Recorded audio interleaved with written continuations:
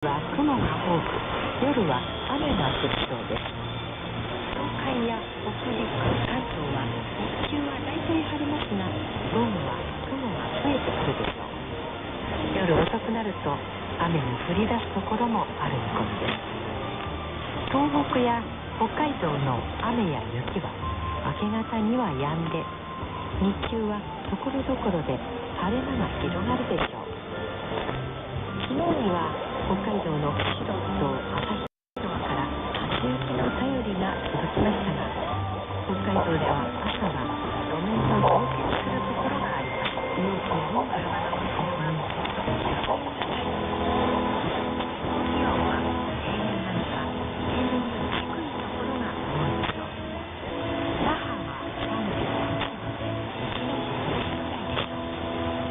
鹿児島と福岡は22度、高知20度、松山20度、広島22度、日程20度、そし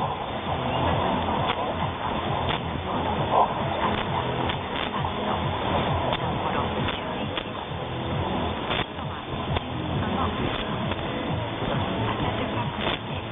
古屋は